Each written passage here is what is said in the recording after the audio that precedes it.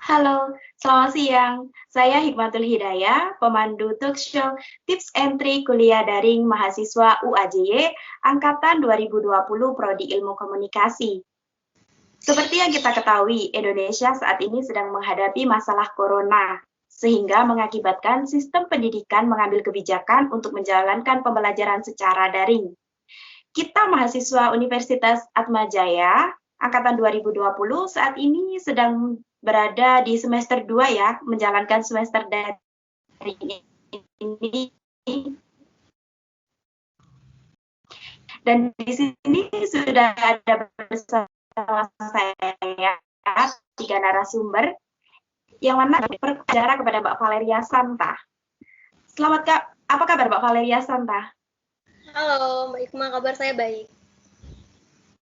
Oke, tetap sehat ya, jaga kesehatan. Iya, Mbak Ikma juga. Terkait dengan pembahasan talkshow kita kali ini mengenai pembelajaran daring.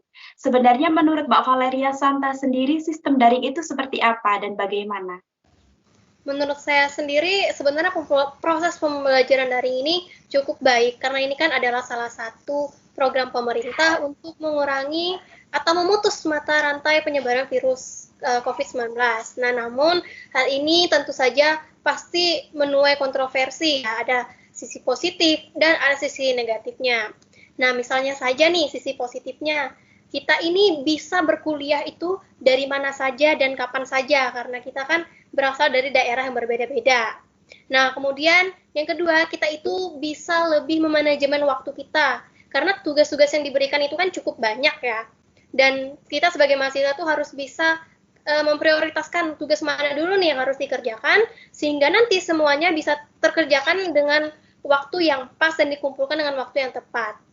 Nah, kemudian untuk sisi negatifnya sendiri, itu sebenarnya kita ini kan mahasiswa itu berada dari tempat yang berbeda-beda asalnya ya kan, dan pasti kita memiliki kendala yang berbeda-beda. Nah, misalnya kita memiliki koneksi yang kurang stabil sehingga dalam mengikuti perkuliahan terputus-putus nih. Nah, itu kan nanti perkuliahannya tidak akan berjalan dengan efektif pastinya. Nah, kemudian dengan tugas yang begitu banyak selama online ini, itu dapat membuat mahasiswa itu stres pastinya, karena saya pun merasakan hal yang sama, menurut saya seperti itu. Jadi ya, pembelajaran daring ini tetap ada sisi positif dan tetap ada sisi negatifnya, dan itu pasti ada banyak sekali yang tidak mungkin saya paparkan sekarang semuanya, begitu Mbak Ikma. Terima kasih tanggapannya ya, tanggapan yang sangat bagus mengenai sistem daring ini. Namun saya ingin menyoroti satu hal terkait banyaknya tugas yang diberikan kepada kuliah online ini ya. Saya juga sempat membaca beberapa kasus gitu bahwa kuliah daring ini itu memang ada tugas yang sangat banyak sehingga tak jarang membuat siswa itu merasa terbebani. Menurut saya akan berbicara kepada Mbak Sisiliana. Menurut Mbak Sisiliana, adakah cara yang dapat dilakukan mahasiswa untuk mengatasi dari padatnya tugas tersebut sehingga mahasiswa itu bisa merasa lebih ringan seperti itu? Silakan Mbak Sisiliana. Ya, baik. Terima kasih atas kesempatannya. Nah, di sini saya akan berbagi cara bagaimana untuk mengatur waktu dengan baik bagi kita mahasiswa. Nah, ada 4 poin penting, yaitu yang pertama, membuat perencanaan, yang kedua, menentukan skala prioritas, yang ketiga, jangan menunda-nunda pekerjaan, dan yang keempat, buat deadline sendiri. Nah, yang pertama adalah buat perencanaan. Meskipun terdengar sederhana, namun dengan membuat perencanaan terkait dengan tugas ataupun aktivitas yang akan kita lakukan seharian, dapat membantu kita untuk memanage waktu kita dengan baik dan meminimalisir waktu yang terbuang dengan sia-sia. Dan kemudian yang kedua adalah menentukan skala prioritas. Dari daftar perencanaan tadi, kita menentukan kira-kira mana nih yang prioritas atau mana yang harus dikerjakan terlebih dahulu. Kemudian yang ketiga adalah jangan menunda pekerjaan, karena dengan menunda pekerjaan itu akan menjadi tertumpuk sehingga nantinya kita akan bingung mana yang harus dikerjakan terlebih dahulu. Kemudian yang keempat atau yang terakhir adalah kalau bisa kita buat deadline sendiri. Misalnya kita menerima tugas yang deadline-nya itu cukup lama.